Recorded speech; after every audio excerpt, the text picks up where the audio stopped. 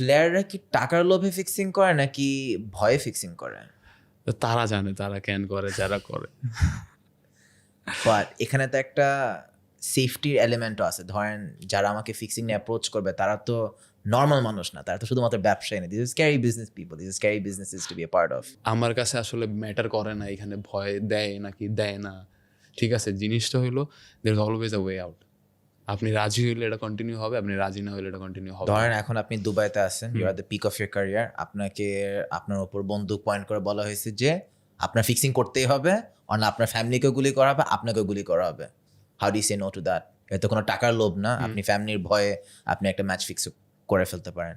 হ্যাঁ, let's say এরকম হইলো। হ্যাঁ, এগুলোই তো হয়। আচ্ছা, এরকম হইলো, আপনার কাছে কি মনে হয় সামির ভাই, যে ফিফা কত বড় বিজনেস, আইসিসির এটা কত বড় বিজনেস, আর যে ফিক্সার তার কাছে কি শুধু নাবিল আর সামির আছে? তার কাছে অনেকগুলো আছে। ওর একজনের পিছনে এত সময় দেওয়ার দরকার আছে? ও রাজি না, ভাই তুই যা, তোর আমি পরে হইলো সুযোগ পাবো। You the bigger your market is, the more busier you are. ঠিক আছে না? আপনার গান পয়েন্ট করলো, এই করলো, তো কি হয়েছে? আপনি করছেন ফিক্সিং, তারপরে ওই জায়গাতে আপনি খেলা দিয়ে সরে আসবেন, আপনি খেলা আর কন্টিনিউ করবেন না। যদি লাস্ট মোমেন্টে পর্যন্ত এরকম কিছু হয়, বাট আপনার কাছে কি মনে হয় এটা কি মুভি? যে আপনার আসে মাথার মধ্যে আপনার পিস্তল ধরবে আর আপনি বলবে করো। মানে একটা ফিক্সার ঠিক আছে, তার টাকা পয়সার অনেক দরকার, ফাইন, মানে এই লেভেলে তো আর কেউ যাবে না। অ্যাজ এ ফ্যান, ধরেন আমি একটা ক্রিকেট খেলা দেখতেছি, আমি কিভাবে বুঝবো যে খেলাতে ঝামেলা আছে বা ফিক্সিং হচ্ছে? ইদানিং তো অনেক সময় বোঝা যায়, বাট ইউজুয়ালি আপনি বুঝবেন না। একটু বেশি বোঝা যায় ইদানিং আসলে। বাট ইউজুয়ালি কারণ এখন র্যান্ডমলি মোটামুটি অনেকেই করতেছে তো। আর মানুষ তো এখন অনেক আগের থেকে মানুষ অনেক লিটারেট এইসব জিনিসের ব্যাপারে অ্যান্ড এভরিথিং এলস, যেহেতু আমাদের নলেজের অ্যাক্সেস ওরকম আসছে। বাট আগে তো মানুষ ধরেন এরকমভাবে জানতো না, সো ওই জায়গা থেকে অনেক কিছু আমাদের চোখটাও স্কেপ করতো। বাট এখন যেটা হয়, অনেক কিছু আমরা নেকেড আইতেই বুঝি, আর অনেক কিছু স্টিল টু দিস যে আপনি আমিও বুঝবো না, আমি এত বছর খেলার পরে হয়তো বুঝবো না, এত প্রিসাইসলি হয় জিনিসগুলো। How much does it hurt you as a cricket fan to see match fixing and spot fixing happen?